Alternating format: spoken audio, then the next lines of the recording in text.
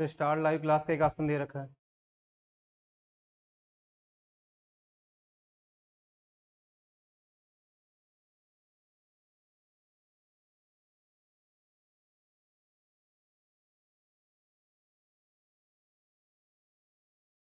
जैसा कि हम पिछली क्लास में पढ़ चुके हैं, हम तो लोगों ने क्या क्या पढ़ा है। पहली क्लास में वहाँ पे पढ़ा था, वर्ब पढ़ा था, उसके बाद टेंस पढ़ा, उसके तुरंत बाद नाउन पढ़ा, प्रोनाउन पढ़ा, आर्टिकल पढ़ चुके हैं, एडजेक्टिव पढ़ चुके हैं, एडवर्ब पढ़ चुके हैं। ये सारे जितने भी इंपॉर्टेंट चैप्टर होते हैं हम पढ़ चुके हैं। उसी सीरीज में हमारे दो इंपॉर्टेंट चैप्टर और भी हैं। वो कौन कौन से? प्रीपोजिशन और कंजंक्शन। ठीक, प्रीपोजिशन क्या होते हैं और कंजंक्शन क्या होता है? प्रीपोजिशन के बारे में कोई बता सकता है कुछ? प्रीपोजिशन के बारे में किसी को कुछ आता है कि प्रीपोजिशन का मतलब क्या होता है? जैसा कि प्रीपोजिशन अपने नाम में पूरा अर्थ लेता है। प्रीपोजिशन,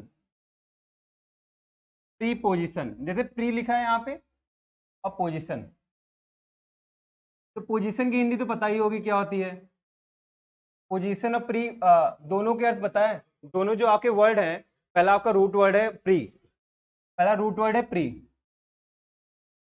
रूट वर्ड तो पता ही होता है, जिनका एक यूनिक नेम होता है, जिनके नाम से सब आते हैं। जैसे प्री और पोजीशन, पोजीशन पोजीशन का मतलब होता है स्थान, दशा, जैसे भी होता है, पद, ऐसे भी। और प्री का मतलब होता है पहले, पहले की पोजीशन, पहले की पोजीशन, पहले की पोजीशन। अब किसकी पहले की पोजीशन? हमारा अगला क्वेश्चन हमारे दिमाग में आता है। आपने बता तो दिया कि पहले की पोजीशन, लेकिन किसके पहले की पोजीशन? ठीक, किसके पहले की पोजीशन? तो जनरली हम बात करते हैं नाउन और प्रोनाउन की। जनरली हम बात करते हैं नाउन और प्रोनाउन की, कि नाउन और प्रोनाउन के पहले जो आते हैं वर्ड, जनरली नाउन और प्रोनाउन के पहले आपके प्रीपोजिशन होते हैं। ठीक, जनरली का मतलब होता है कि जैसे 100 में आप 80 बार कोई काम करो तो जनरली का मतलब हो जाता है। ठीक, जनरली का मतलब 100 में 80 बार। तब अब अगला क्वेश्चन आपके दिमाग में क्रॉस क्वेश्चन उठेगा, सर आपने कहा कि नाउन और प्रोनाउन के पहले प्रीपोजिशन का मतलब होता है जनरली, आपने बताया कि 100 में 80 बार, तो 20% केस क्या होते हैं कि 20% किनके पहले आएगी नाउन प्रोनाउन? क्या अलग कोई केस होते हैं? हाँ, अलग होते हैं। फिर उससे पहले मैं बात करते हैं प्री वर्ड की। प्री का मतलब होता है पहले, किसके पहले? जैसे आपने एक सुना होगा, अगर डिफेंस डिफेंस से रिलेटेड एक शब्द सुनते, pre medical test. Pre medical test जो मेडिकल के पहले कराया जाता है, जैसे जो आपकी फिजिकल टेस्ट में होता है, उसके बाद मेडिकल टेस्ट होता है, उसके पहले जैसे कोचिंग वाले पहले प्री मेडिकल करा देते हैं। ठीक, जैसे आपके अगर कोई फॉल्ट हो या कोई भी कमी होती है तो उसको सही कर देते हैं। ठीक, प्री मेडिकल टेस्ट। तो यहाँ तक आपको बात क्लियर होगी प्री का मतलब क्या होता है, पोजिशन का मतलब। और जनरली किसके पहले पोजिशन? 80% केसेस में आपके नाउन और प्रोनाउन के पहले पोजिशन होती है। ठीक, तो 20% वो केस क्या होते हैं? जैसे नाउन और प्रोनाउन के पहले हम एक एग्जाम्पल लेते हैं, जैसे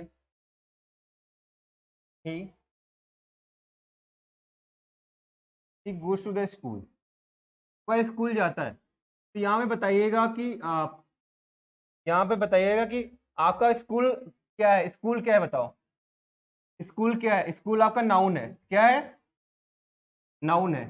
ठीक, स्कूल आपका नाउन है। क्लियर सभी को? ठीक, तो स्कूल के पहले हमने देखा यहाँ पर आर्टिकल और अलग बात है, यहाँ पर देखा हमने प्रीपोजिशन आई। तो हमने आप यहाँ से क्लियर हो गया, हमें यहाँ से क्लियर हो गया कि नाउन के पहले प्रीपोजिशन आती है। नाउन के पहले प्रीपोजिशन। ठीक, नाउन के पहले, जैसे हमारे ऊपर छत है, रूफ इज ओवर अस।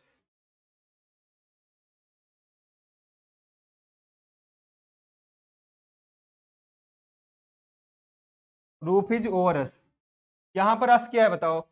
कोई बता सकता है अस क्या है? अस क्या है यहाँ पे? बता सकता कोई अस क्या है? अस देखो आपका प्रोनाउन है। प्रोनाउन चैप्टर में बहुत ही अच्छी तरीके से वहां पर डिस्कस किया है। अगर प्रोनाउन चैप्टर के बारे में, अगर प्रोनाउन के बारे में कोई डाउट हो या ना पता हो कुछ, तो आप हमारे प्लेलिस्ट में जाकर वहां से प्रोनाउन देख सकते हैं। जैसे प्रोनाउन जैसे अस है, यहाँ पर अस होता है, वी का आपका ऑब्जेक्टिव केस होता है। वी का ऑब्जेक्टिव केस आपका अस होता है। इतनी बात क्लियर सभी को? वी का ऑब्जेक्टिव केस अस होता है और अवर अवर्स होता है। इतनी बात क्लियर है सभी को? तो वही अस है आपका प्रोनाउन। तो यहाँ पर हमने क्या देखा कि प्रोनाउन के पहले, प्रोनाउन है, प्रोनाउन के पहले यहाँ पे प्रीपोजिशन है। प्रोनाउन के पहले यहाँ पे प्रीपोजिशन है। इतनी बात क्लियर सभी को? कि हमने देखा कि नाउन के पहले प्रीपोजिशन आती है, प्रोनाउन के पहले आती है। तो 80% केसेस में आपके नाउन और प्रोनाउन के पहले आती है। ठीक, तो अब आप बात करेंगे, आपका क्वेश्चन होगा कि सर आप वो 20% केस बता दीजिए। जैसे एक छोटी क्लासेस में हम पढ़ते थे, जब कोई पूछता था हमसे what is your name, what is your father name, what is your mother name, उसके अगले कुछ सेकंड में क्वेश्चन आता था in which class do you read. ठीक, सबसे इन विच, उस समय की बात है, इसका आंसर सबसे आपका इजी लगता था, in which class do you read, in which class do you read. बात क्लियर है? उसमें जब एक क्वेश्चन पूछा जाता था तो इसका आंसर में सबसे इजी लगता था, जैसे एक सिंपल सा आंसर था आई रीड इन, ऐसे कुछ करके था, आई रीड इन क्लास। वो बड़ा इजी सा क्वेश्चन था, वो अलग बात है। पहले यहाँ पे बात सुनते हैं। ठीक, in which class do you read, यहाँ पर क्या देखा, विच के पहले आपका इंटरोगेटिव वर्ड है, इंटरोगेटिव इंटरोगेटिव वर्ड है आपका, इंटरोगेटिव वर्ड है। ठीक, यहाँ पर क्या देखा, आपका प्रीपोजिशन इन पहले आ रहा है, लेकिन यहाँ से अभी वो कॉन्सेप्ट क्लियर नहीं हो रहा है। कहने का मतलब क्या है, अगर आप डीप में पढ़ेंगे प्रोनाउन, तो विच भी आपका इंटरोगेटिव प्रोनाउन होता है। यहाँ पर इंटरोगेटिव प्रोनाउन की तरह यूज हुआ है, इंटरोगेटिव प्रोनाउन की तरह यूज हुआ है इंटरोगेटिव। तो यहाँ पर देखा कि इन यहाँ के पहले आ रहा है। ठीक, अगला क्वेश्चन, जैसे अगली बात, जैसे एक सेंटेंस हम लिखते हैं,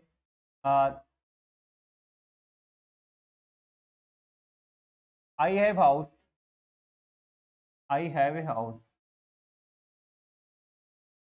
आई हैव हाउस नहीं, this is the house,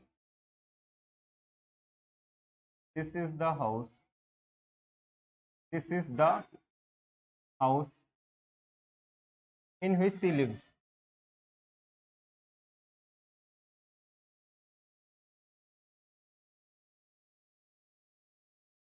this is the house in which she lives. अगला, उससे पहले क्या लिखा था, in which class do you read,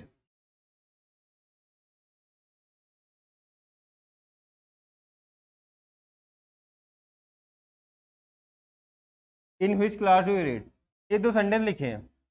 ठीक, पहला इसमें भी हमने बताया था कि विच के पहले आपका इन आया था, वहां पर क्या था, विच, विच क्या, विच कहाँ, या विच का पार्ट ऑफ स्पीच बताओ यहाँ पर, विच का पार्ट ऑफ स्पीच बताओ। इससे पहले हमने पहले वाली स्लाइड पर हमने बता दिया था, यहाँ पर क्या होता था, विच आपका इंटरोगेटिव प्रोनाउन है। तो यहाँ पर देखा कि विच आपका इंटरोगेटिव प्रोनाउन है।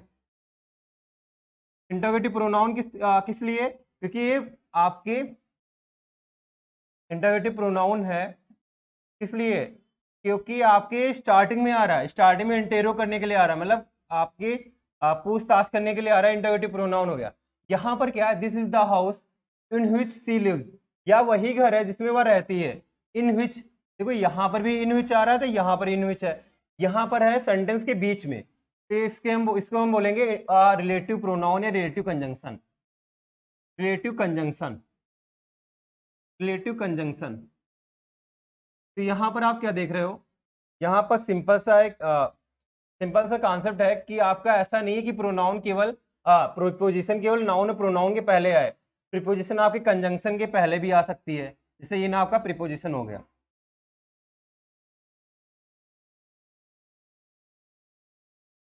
यहाँ तक की बात क्लियर सभी को, कि हमने बताया कि प्रीपोजिशन का मतलब ऐसा नहीं होता कि प्रीपोजिशन कि नाउन और प्रोनाउन के पहले आती है। कुछ केसेस ऐसे होते हैं जहां पर कंजंक्शन के पहले भी आ जाते, कंजंक्शन के बाद में भी आ जाते।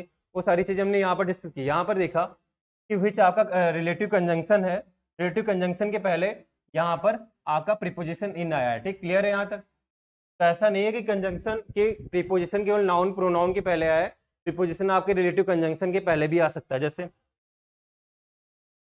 I have, I have A car, I have A car,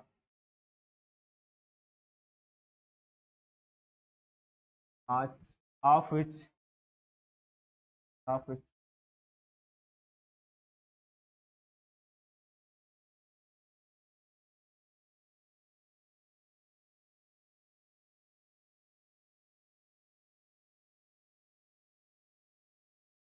इस सेंटेंस की मीनिंग को बता सकता है, इस सेंटेंस की मीनिंग को बता सकता है। आई have A car of which colour is very charming. Charming का मतलब होता है बहुत ही सुंदर, चार्मिंग का मतलब होता है बहुत ही सुंदर, सुंदर, लुभावना, शानदार, ऐसे सुंदर, आकर्षक, आकर्षक। ठीक, आई have A car of which colour is very charming. इसका कोई मीनिंग बता सकता है क्या होगा? कोई बता सकता है? आप बताओ। मेरे पास एक कार है जिसका कलर बहुत ही आपका सुंदर आकर्षक है। तो यहाँ पर देखा आप which, यहाँ पर भी आपका क्या है which जो है ये रिलेटिव रिलेटिव कंजंक्शन है, रिलेटिव कंजंक्शन, ठीक, रिलेटिव कंजंक्शन, कंजंक्शन, ठीक, कंजंक्शन है आपका। यहाँ पर देखा प्रोनाउन आपके प्रीपोजिशन जो होता है रिलेटिव कंजंक्शन के पहले आ रहा है। ये बात हमने पहले भी बता दी थी, इससे पहले वाली स्लाइड में हमने बताया था, ठीक। तो हमने बहुत ही अच्छे तरीके से यहाँ पर पता कर लिया कि प्रीपोजिशन की पोजीशन क्या होती है, what is the position of preposition in a sentence, ठीक। हमने बहुत ही अच्छे तरीके से पता किया कि प्रीपोजिशन की पोजीशन क्या होती है किसी सेंटेंस में, ठीक। यहाँ तक की बात क्लियर है सभी को? यहाँ तक की बात क्लियर है कि प्रीपोजिशन की पोजीशन क्या होती है? क्लियर है? अब उसके बाद हम अगले टॉपिक पे बढ़ते हैं। हमारा अगला इसमें हम क्या पढ़ाने जा रहे हैं? प्रीपोजिशन। इसके बाद पढ़ाएंगे प्रीपोजिशन के टाइप क्या होते हैं एग्जाम के पॉइंट ऑफ व्यू से। जैसे प्रीपोजिशन तो बहुत सारे हैं, प्रीपोजिशन तो बहुत सारे, लेकिन हम पढ़ेंगे किसके? एग्जाम के पॉइंट ऑफ व्यू से, ठीक, एग्जाम के पॉइंट ऑफ व्यू से पढ़ेंगे, ठीक। हमें वो प्रीपोजिशन पढ़नी है जहां से आपके एग्जामिनर क्वेश्चन पुटअप करता है, हमें वो सारे नहीं पढ़, मतलब आपके जो मेन है। वैसे क्या है कि प्रीपोजिशन चैप्टर तो है, बहुत बड़ा चैप्टर है। आपके लूसेंट जो आपकी किताब होती है, लूसेंट इंग्लिश की किताब, उसमें 20-25 पन्ने में दी हुई है, 20-25 पेजों में दी, लेकिन 20-25 पेजों से पढ़ने से क्या फायदा?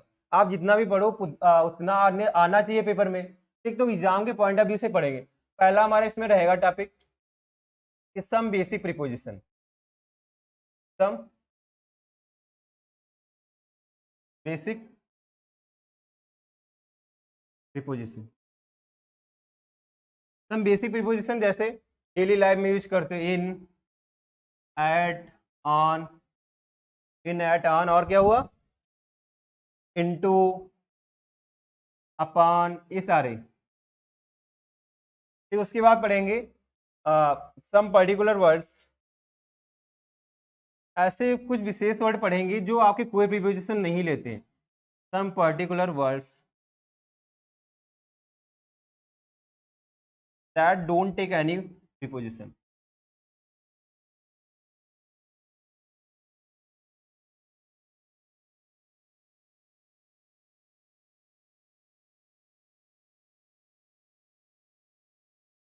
हाँ, इस सेंटेंस इस वाले जो आपका यहाँ पर जो आपका वो लिखा है रूल, क्या मतलब कि रूल नहीं है, पॉइंट इन लिखा है, रूल नहीं पॉइंट है।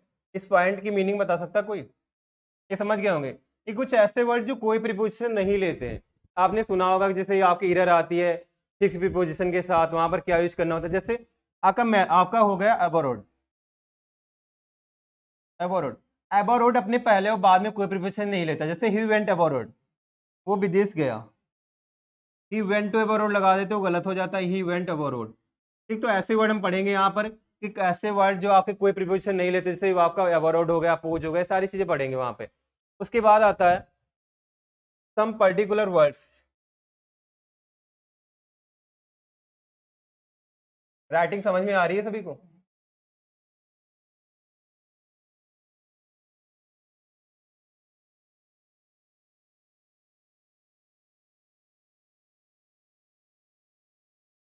सम पर्टिकुलर वर्ड्स दैट टेक, जो लेते हैं, क्या लेते हैं? Fixed preposition. उनके साथ जो प्रीपोजिशन होती है फिक्स होती है। जैसे क्या हुआ, एक सेंटेंस लिख रहे हैं, जैसे यहाँ पर एबाइड लिखा है। एबाइड का मतलब क्या होता है? पालन करना, रहना, किसी की अनुमति मानना, ये सारी चीजें होती हैं। यहाँ पर लिखा है abide rules, we must abide by abide by we must abide traffic rules।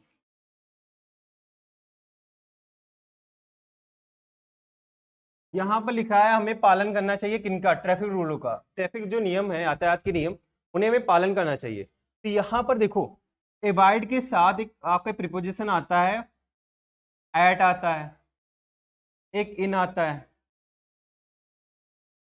एक बाई आता है, एक आता है बाई। एबाइड एट का मतलब होता है घर में रहना, एबाइड इन का मतलब भी इसी तरह होता है। अवॉइड बाई का मतलब होता है कि किसी नियम का पालन करना, किसी नियम का पालन करना।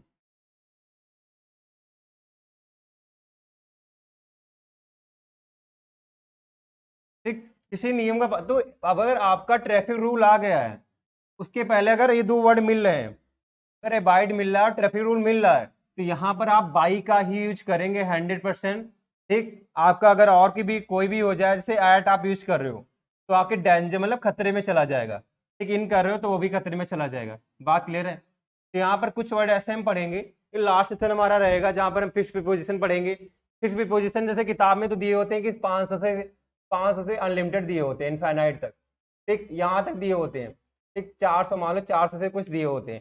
लेकिन वो सारी चीजें हम बाद में पढ़ेंगे। हम पढ़ेंगे, हम आखिर में पढ़ क्यों रहे हैं, वैसे आप किताब से पढ़ लेते थे, हम पढ़ाने इसीलिए आए हैं कि आपको जो इंपॉर्टेंट होंगे, मतलब मुश्किल से 300 होंगे। ठीक, 300 हम उस चीजें पढ़ाएंगे। ठीक, तो यहाँ पर ये हमारे 3 टॉपिक रहेंगे जिनमें हम प्रीपोजिशन को कवर करेंगे। ठीक, इसके बाद आता है कि प्रीपोजिशन, जैसे वो तो हो गया था एग्जाम के पॉइंट ऑफ व्यू से। एग्जाम के पॉइंट ऑफ व्यू से क्या क्या पूछा जाएगा, पहले ऐसे जो आपके बेसिक प्रीपोजिशन आते हैं, उसके बाद आपके ऐसे वर्ड जो आपके कोई प्रीपोजिशन नहीं लेते, जैसे अबाउट होगा, मैरी हो गया, अपोज होगा, रीच होगा, ये सारी चीजें। उसके बाद आपके जैसे फिक्स प्रीपोजिशन आते हैं, जैसे अबाइड आ गया, फिर रूल आ गया, अबाइड बाई का। अबाइड के बाद अगर आपका घर आ रहा है, प्लेस आ रहा है, तो अबाइड इन एट का यूज करेंगे। ठीक, उसके बाद लेकिन हम कैसे पढ़ेंगे, ये तो एग्जाम के पॉइंट ऑफ व्यू से हो जाए। अब हमारे पढ़ाने का तरीका क्या है, पहला प्रीपोजिशन पढ़ेंगे, preposition of movement. Preposition of movement. ठीक, अगला पढ़ेंगे preposition of place.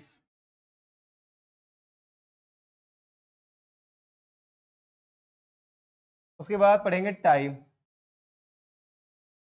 Preposition place, place और टाइम हो गई। इसके बाद travel and transport.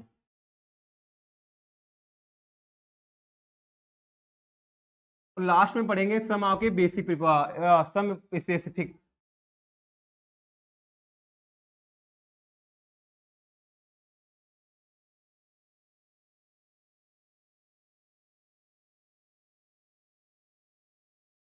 Some specific preposition में हम क्या पढ़ेंगे, यहाँ पर पढ़ेंगे जैसे क्या होता है आपके बिसाइड और बिसाइड्स में क्या होता है।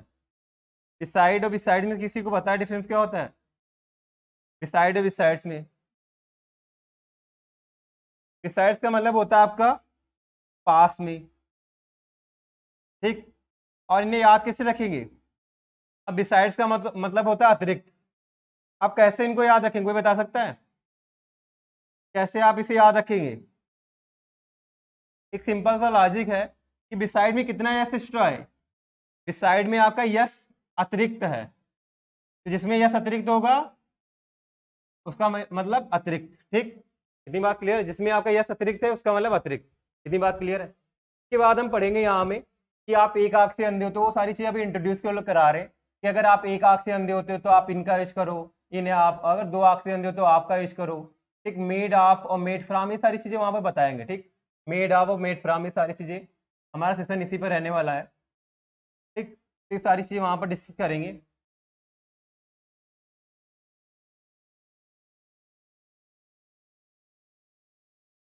हमारा पहला है preposition of movement. Preposition of movement, movement का मतलब पता होगा कि स्थिर, आपका क्या होता है, गति या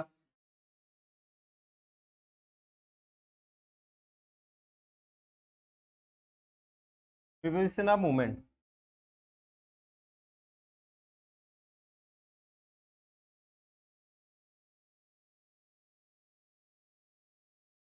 प्रीपोजिशन मूवमेंट में पहला हम पढ़ेंगे टू, फॉर, टुवर्ड्स। टुवर्ड्स और टुवर्ड एक ही होते हैं, इनका मतलब होता है की ओर, की तरफ।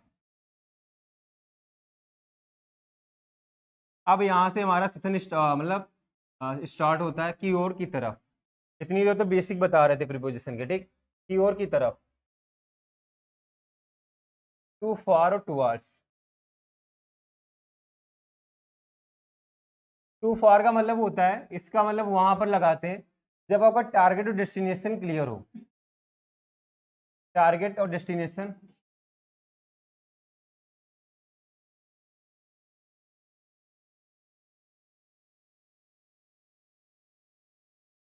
टारगेट डेस्टिनेशन क्लियर हो, ठीक। और टुवार्ड्स और टुवार्ड वहां पर लगाते हैं जब आपका केवल आके डायरेक्शन दिखा लूं, ओनली शोज द डायरेक्शन।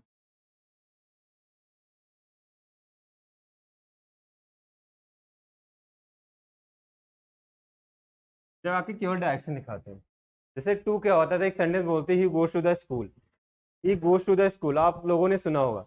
जैसे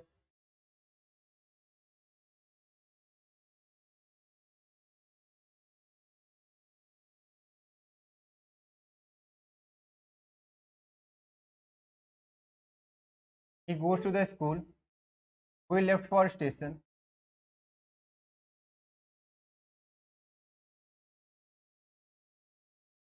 स्टेशन, एक अगला सेंटेंस है, ही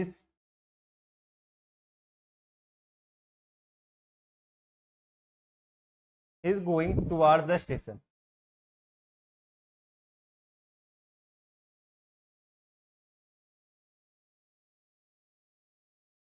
फिर टुवार्ड्स द स्टेशन।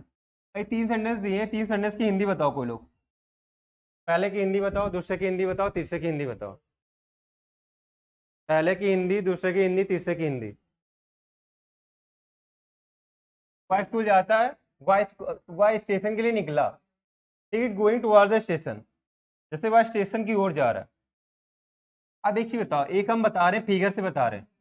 जैसे आपकी एक रोड है, ये क्या है, रोड है, क्या है, क्या है, रोड। यहाँ पर आपका घर है, होम है, ठीक। यहाँ पर क्या है, स्कूल है, ठीक, स्कूल एससी है, ठीक। यहाँ पर आपका रेलवे स्टेशन, ठीक। इन्होंने क्या कहा, पहला कहा वह स्कूल जाता है, यहाँ से चले यहाँ तक रुक गए, क्लियर है, बात क्लियर है। वह स्कूल जाता है, यहाँ से यहाँ तक चले, यहाँ तक क्लियर हो गए। अगला, वह स्टेशन के लिए निकला, मतलब यहाँ से यहाँ तक जाएगा, रुक जाएगा, ठीक है, इतनी बात क्लियर है। अगला है कि वह ही is going towards the station, वह स्टेशन की ओर जा रहा है। अब बताओ, स्टेशन की ओर जा रहा है, जा रहा है, जा रहा है। अब पता तो है नहीं कि रुकेगा कि नहीं रुकेगा, मतलब केवल जा रहा है वो। बात समझ रही मेरी, कि वो शोर जा रहा है, केवल इसका ये क्लियर नहीं है, आके आपका टारगेट क्लियर नहीं है, कहाँ जाएगा। एक टारगेट क्लियर नहीं है, कहाँ जाएगा वो। मान लो आगे कोई हॉस्पिटल पड़ रहा है, ठीक, हॉस्पिटल पड़ रहा है, वहां तक जा सकता है। आगे कोई आपका फ्रेंड का घर पड़ा है, वहां तक जा सकता है। तो आपका क्लियर क्या है कि मतलब अगर आपका टू और फार आ रहा है तो उसका मतलब होता है कि डेस्टिनेशन और टारगेट क्लियर होता है। ये गोष्ट टू, जैसे क्या होता है कि हम साई मंदिर की ओर जा रहे हैं, तो साई मंदिर के आगे आपकी मंथन कोचिंग भी पड़ती है, ठीक, इसकी ब्रांच, दूसरी ब्रांच जो है वहां पे पड़ती है। तो ऐसा क्लियर नहीं कि साई मंदिर की ओर जा रहे हैं कि मंथन की ओर जा रहे हैं। तो वही चीज है कि आपकी जब डेस्टिनेशन नहीं क्लियर होती है तो टुवार्ड्स का यूज करते हैं, टुवार्ड या टुवार्ड का यूज करते हैं। बात क्लियर है, इतनी बात क्लियर। जैसे यहाँ पर क्या था, टारगेट डेस्टिनेशन क्लियर था टू और फार का, यहाँ पर टुवार्ड्स और टुवार्ड, ओनली सोच द डायरेक्शन। इतनी बात क्लियर सभी को।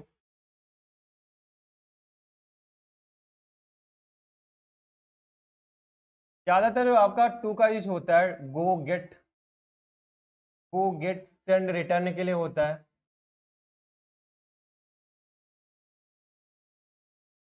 ठीक।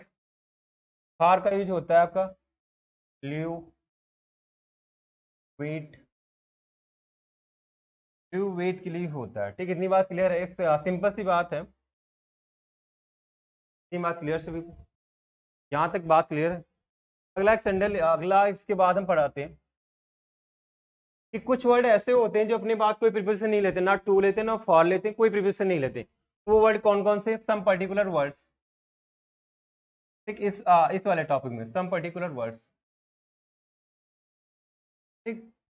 इन मतलब इस जैसे पढ़ा रहे हो वैसे बिल्कुल पढ़ना, ठीक। अब इनके साथ ही पढ़ा रहे हैं तो इनके साथ ही पढ़ना। जैसे इनके साथ टू और फॉर नहीं आएगा, और मतलब जनरली कोई प्रीपोजिशन नहीं आता। जैसे किसी ने कहा, एक लड़का है, ठीक, वो आपके विदेश से शादी करना चाहता है। उसने पापा से कहा मेरी मैरी मतलब मेरी शादी करवा दो, कहाँ से, एब्रोड से। एब्रोड का मतलब विदेश से। तो पापा क्या कहेंगे, पापा कहेंगे, अब पापा विरोध करेंगे, अपोज कर दिया, तो लड़का क्या करेगा, रिक्वेस्ट करेगा। रिक्वेस्ट करने में भी पापा नहीं माने तो वो चला गया, डायरेक्ट चला गया, कहाँ चला गया, विदेश, फिर डायरेक्ट पहुंच गया। ठीक, इनके साथ आप टू ऑफ फॉर का यूज नहीं करोगे। ठीक, बात क्लियर है। Marry abroad oppose request direct reach, इनके साथ आपका टू ऑफ फॉर का यूज नहीं करो। मतलब जनरली कोई प्रीपोजिशन नहीं आती है। ठीक, टू ऑफ फॉर तो बिल्कुल नहीं आएगी। जैसे inside, outside, up stage, down stores, down stairs. अच्छा, कोई बता सकता है अप स्टेयर्स डाउन स्टेयर्स क्या होती है? अप स्टेयर्स डाउन स्टेयर्स कोई बता सकता है क्या होता है? अप स्टेयर्स ऊपर जाने वाली सीढ़ियाँ, लेकिन अपने घर में तो एक ही होती है, उसी से ऊपर जाओ उसी से नीचे आओ।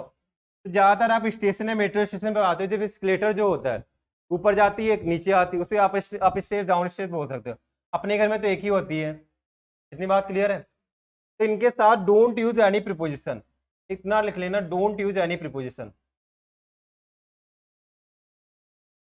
डोंट यूज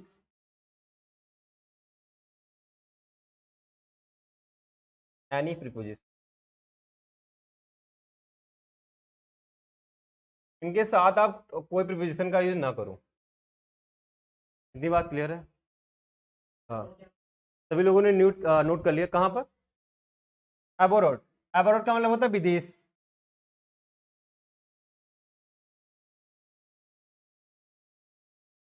इतनी बात क्लियर है सभी को? हाँ, आप नोट कर लेना, उसके बाद वीडियो से नोट कर लेना। ठीक, उसके बाद आपका आता है जैसे आप एक कॉन्सेप्ट जो है, जैसे आप सेंटेंस लिखते हैं, he went to abroad, he went to abroad. ठीक, आपके 5 से सेंटेंस लिख रहे हैं। राम मैरिड सीता,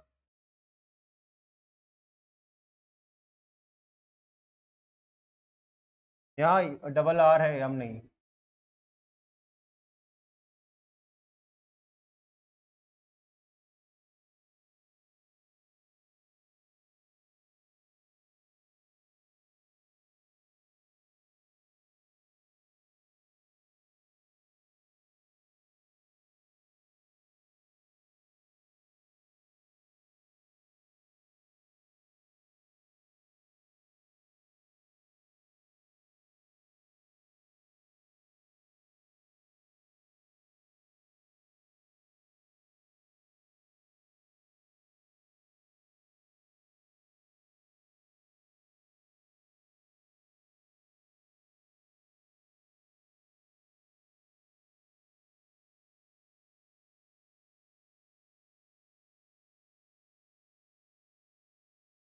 ये 5 सेंटेंस दिए हैं। 5 सेंटेंस में बताओ कौन कौन से सेंटेंस अगर गलत है, कोई सेंटेंस तो कहाँ पर गलत है। पहले बताओ सेंटेंस कौन कौन से गलत है, कौन कौन से सही है। उसके बाद हमारा अगला क्वेश्चन है, ये सेंटेंस अगर गलत है, 1 मिनट, सेंटेंस अगर गलत है तो कहाँ पर गलत है, पहला एक चीज बता दे। वेट और अवेट का मीनिंग दोनों का मतलब होता है इंतजार करना। हमें पता है कि आपका अगला क्वेश्चन होगा सर वेट अवेट मीन्स क्या होता है, दोनों का मीनिंग होता है इंतजार करना।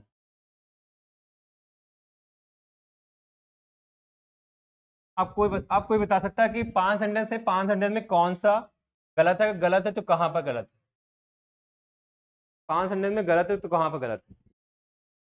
पहले में टू नहीं आएगा, क्यों नहीं आएगा? एबोरोड, एबोरोड कोई प्रीपोजिशन नहीं लेता है, डोंट, डोंट प्री। ठीक, समझ अब्रीविएशन फॉर्म समझ रहे हो? ठीक, he married, Ram married Sita, ये सेंटेंस सही है कि गलत है? गलत है सेंटेंस। कोई और बता सकता है सेंटेंस सही है कि गलत है? राम मैरिड टू सीता कैसे होगा?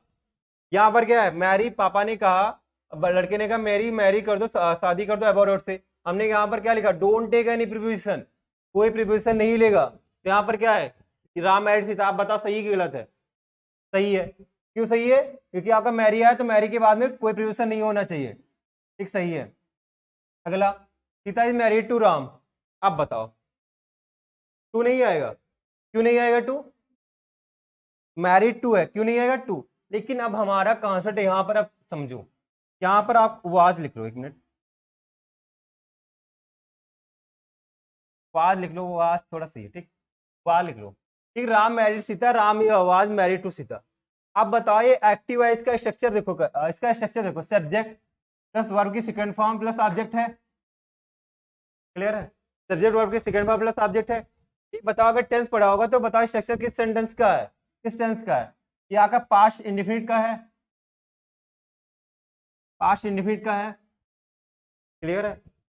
पास्ट में ही वेंट वाले फॉर्म लगती है। तो यहाँ पर ये एक्टिव वॉइस का है। दूसरी बात, तीसरी बात, एक्टिव वॉइस का है,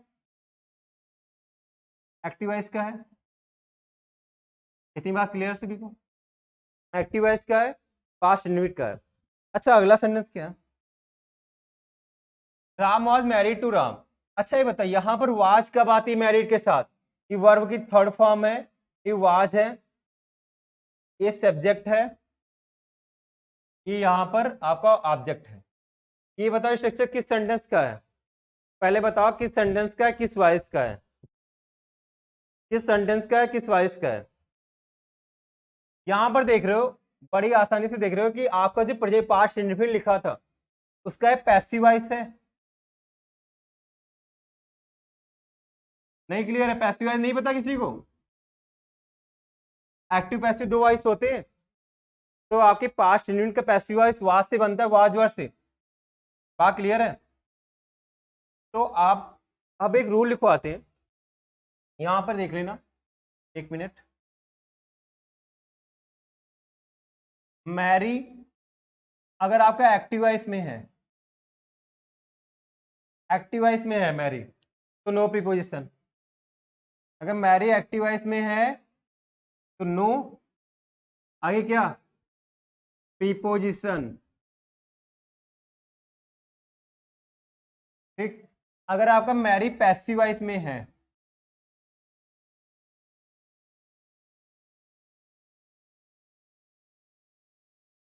मैरी अगर पैसिव वॉइस में है तो आपका प्रीपोजिशन टू लेता है, प्रीपोजिशन सही होता है। ये रूल है, बहुत ही इंपॉर्टेंट है, आपके बहुत बार पूछा गया है। इन्होंने एसएससी सीएचएसएल में भी पूछा, सीजीएल में भी पूछा है। ठीक। तो एक्टिव वॉइस पैसिव वॉइस से पता हो गया। तो यहाँ पर पिछली स्लाइड में हमने क्या देखा? मैरी के बाद आपका टू प्रीपोजिशन आ रहा है, तो पता सही होगा गलत होगा? ये पैसिव वॉइस है, पैसिव वॉइस के लिए तो आपका राम सही हो जाता है। He is waiting for you, is awaiting for you. दोनों का मतलब होता है इंतजार करना, वो मेरे लिए इंतजार कर रहा है, मेरे लिए इंतजार कर रहा है। अब बताओ दोनों का मतलब है, बताओ सेंटेंस कौन सा सही है? He is waiting for you, he is awaiting for you. बताओ। बहुत ही आपका इंपॉर्टेंट, बहुत ही मतलब बहुत ही अच्छा कॉन्सेप्ट है। कोई बता सकता है?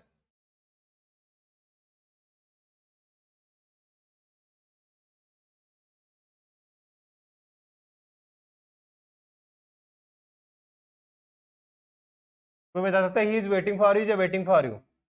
यहाँ पर अवेटिंग लिखा है, गलती से यहाँ पे रिजेक्ट हो गया।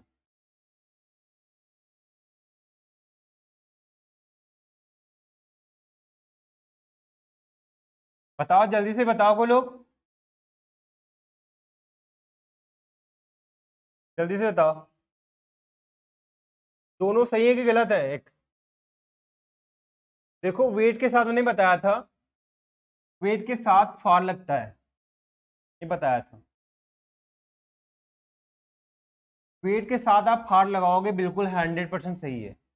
वेट और वेट का मीनिंग एक होता है, लेकिन बस इतना सा फर्क होता है, wait plus no preposition, wait और नो प्रीपोजिशन, वेट और अवेट और नो प्रीपोजिशन, वेट और प्रीपोजिशन। इतनी बात क्लियर सभी को? यहाँ पर हमने क्या देखा कि आपका अवेटिंग के साथ फॉर आ रहा है। बात क्लियर है? ये आपका गलत हो जाएगा। ठीक, ये वाला सही है। पहला गलत है, दूसरा सही है, तीसरा सही है, चौथा सही है, पांचवा गलत है। इतनी बात क्लियर है? आप नोट कर लेना, वेट और अवेट वाला, ये बहुत बार पूछा गया है, बहुत अच्छा कॉन्सेप्ट है, जनरली किताब में नहीं लिखा होता है। आगे बढ़े हम।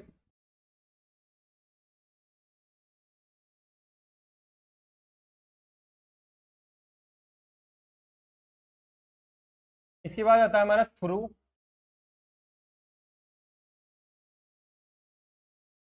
अक्रॉस। थ्रू और अक्रॉस।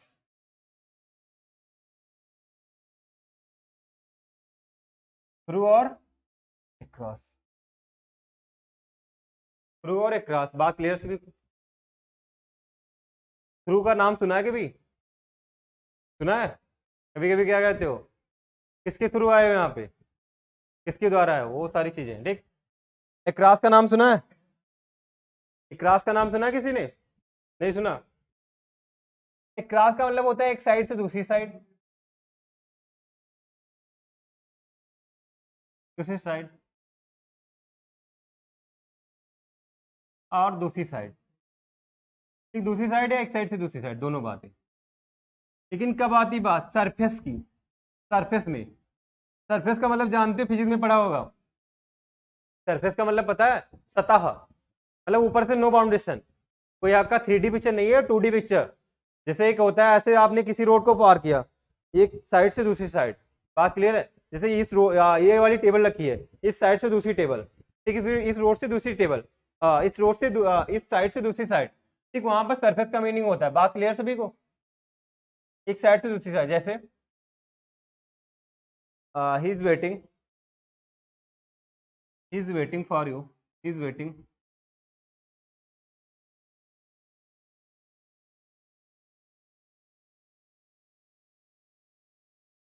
ही इज वेटिंग, वह वेट कर रहा है अक्रॉस द रोड, रोड के दूसरी तरफ मेरा वेट कर रहा है। यहाँ पर आप खड़े हुए हो, यहाँ पर आप हो, ठीक है, वाई, यहाँ पर वह है ही, ठीक, ये आपके इधर वेट कर रहा है, ठीक, बात क्लियर है? जैसे, ये बात क्लियर सभी को? जैसे एक स्टार्टिंग में एक छोटी क्लास में संडे पढ़ते, there is a bridge, there is a bridge across the river, सुना है किसी ने? पढ़ा है कि सुना है? पढ़ा है कि सुना है, बताओ? पढ़ा होगा। There is a bridge across the river. आज से कोई पूछे कि अगर इस सेंटेंस का ट्रांसलेट करना है, नदी के इस पार से उस पार तक पुल है, नदी के इस पार से उस पार तक पुल है, तो क्या करोगे? There is a bridge cross the river, नदी के इस पार से उस पार तक पुल है। यहाँ पर क्या है कि एक साइड से दूसरी साइड, यहाँ पर एक ही साइड। इतनी बात क्लियर होगी सरफेस के में? थ्रू का मतलब होता है मूवमेंट फ्रॉम, मूवमेंट का मतलब one side to another side, एक one medium to another medium. Medium का मतलब पता है किसी को? माध्यम, एक मीडियम से अनदर मीडियम।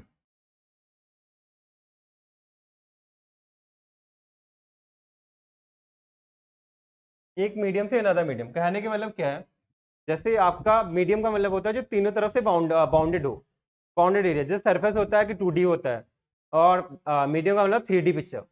जैसे आपका रूम में बैठे हुए हो तो आपका मीडियम है कि सरफेस है? मीडियम एक सरफेस है। अगर रूम के काउंटर में कह रहे हो तो आप एक मीडियम है कि रूम में बैठे हो, अगर आप मेज पे बैठे हो तो सरफेस है। बात क्लियर है? एक तो मीडियम का मतलब होता है जो तीनों मतलब चारों साइड से बाउंडेड हो। जैसे आप बाहर से अगर रूम में आए हो तो दरवाजे से ऊपर आए हो, दरवाजा कैसा होता है? दरवाजा ऐसा तो होता नहीं है, दरवाजा ऐसा होता है जनरली, ऊपर वाली साइड तो दिखती ही है। बात क्लियर है सभी को? नीचे वाली क्या होती है, वो नीचे वो उसका वो फाउंडेशन बना हुआ होता है, न्यू जिसे बोलते हो, ठीक। तो आप दरवाजे से आए नहीं, दरवाजे आपके मीडियम में था।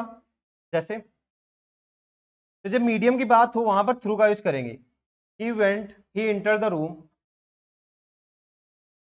तो घर में रूम में प्रवेश किया, कैसे प्रवेश किया, किसके माध्यम से? थ्रू द डोर, ठीक, बात क्लियर है यहाँ पर? He enter the room through the door, इतनी बात क्लियर सभी को? यहाँ तक की बात क्लियर है कि जैसे दरवाजे के माध्यम से किए, दरवाजा आपका मीडियम, ऐसा तो है नहीं कि सरफेस की बात हो रही है कि दरवाजा ऊपर भी बाउंडेड, आपको बाउंडेशन क्या होता है, ऊपर भी बाउंड्री होती है दरवाजा की। तो यहाँ पर बाउंडेड एरिया है तो हम थ्रू का यूज करेंगे। बात क्लियर है? और थ्रू के और भी मीनिंग होते हैं।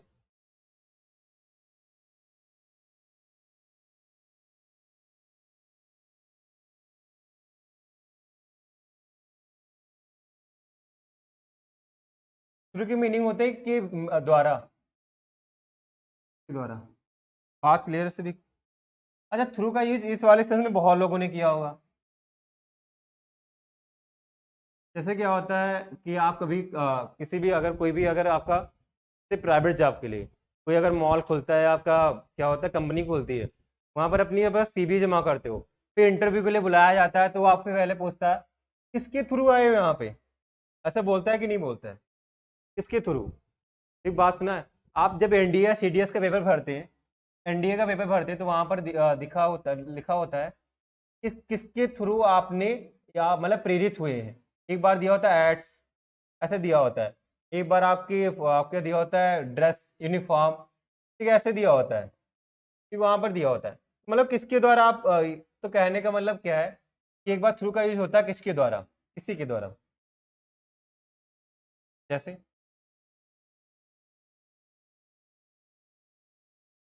I got this information, I got this information.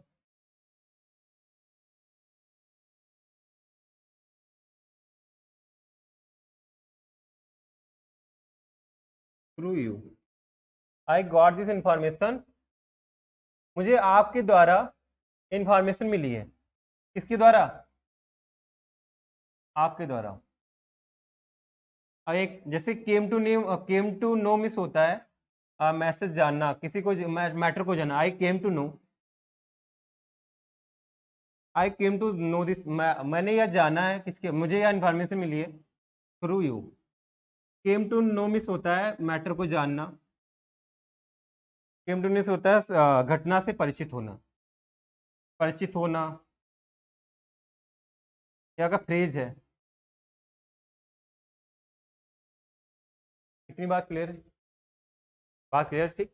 लेकिन बात एक और आती है कि आप पर्सन के द्वारा प्राप्त करो तो थ्रू का यूज करोगे, लेकिन इंपॉर्टेंट बात यहाँ पर नोटिस है कि अगर हम मैसेज से मिल रही है वो इन्फॉर्मेशन, मैसेज से मिल रही है या पोस्ट से मिल रही है या लेटर से मिल रही है तो बाई का यूज करोगे।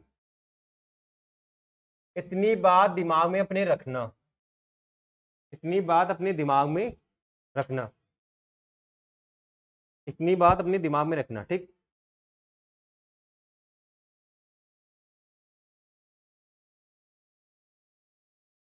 इतनी बात क्लियर है? आगे बढ़े हम।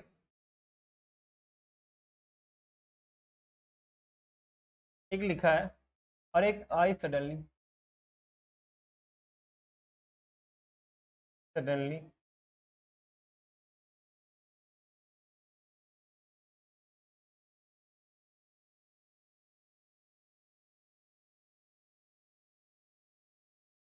I suddenly came across you, I suddenly came across you. पता है सेंटेंस में कहीं पर एरर है कि नहीं है? केम अक्रॉस का मतलब होता है, कम अक्रॉस का मतलब होता है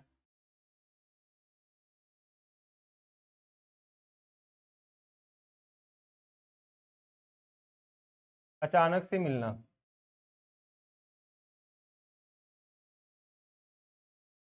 सही है। अच्छा पढ़ो, एक बार हिंदी पढ़ो इसकी। मैं अचानक अचानक से तुमसे मिला, पता सही है कि गलत है? मैं अचानक अचानक से तुमसे मिला, तो आप ये सडनली हटा दो, के में क्रॉस के साथ सडनली नहीं आएगा, ठीक। इतनी बात बहुत इंपॉर्टेंट बात बता रहे हैं, इसके साथ suddenly don't use, don't, don't आगे यूज।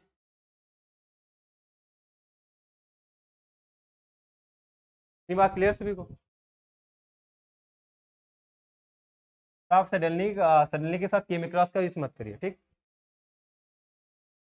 ठीक है, तो यहां तक हमने सीख लिया थ्रू। और एक थ्रू का मीनिंग होता है to pass a barrier, to pass a barrier, to pass a barrier मतलब किसी बाधा को पास करना। जैसे I am, I am through, I am through, I am through the SSC interview. इसका मतलब होता है आई एम थ्रू द, मतलब मैं इंटरव्यू को पार कर लिया, आई एम थ्रू द, मैं इंटरव्यू से होकर गुजरा हूँ, ठीक। मैं इसका मतलब ये होता है मैंने इंटरव्यू को पार कर लिया है। थ्रू का मतलब होता है आई एम थ्रू द इंटरव्यू, मैं इंटरव्यू से होकर गुजर चुका हूँ, आई एम थ्रू द, मैं उसके बाहर हूँ, ठीक। तो कहने का मतलब है यहाँ पर आपका थ्रू का मतलब होता है pass, I am through the interview, मैंने इंटरव्यू को पार कर लिया, ठीक। बात क्लियर है, इसका मतलब ये भी होता है, ठीक। तो आज तक हमने सीखा थ्रू और अक्रॉस का सीखा, यहाँ तक थ्रू और अक्रॉस का सीखा, बात क्लियर है। अगली क्लास में हम सीखेंगे यहाँ पर इन और इनटू का सीखेंगे, अपान और आन का सीखेंगे, अपान और आन का सीखेंगे, सारी चीजें बहुत अच्छी तरीके से सीखने वाले हैं। तब तक के लिए हमारे साथ जुड़े रहिएगा, और ये हमारी जो आज हमने क्लास पढ़ाई इसका मतलब रिवीजन करना, और कल हम पूछेंगे तो बताना।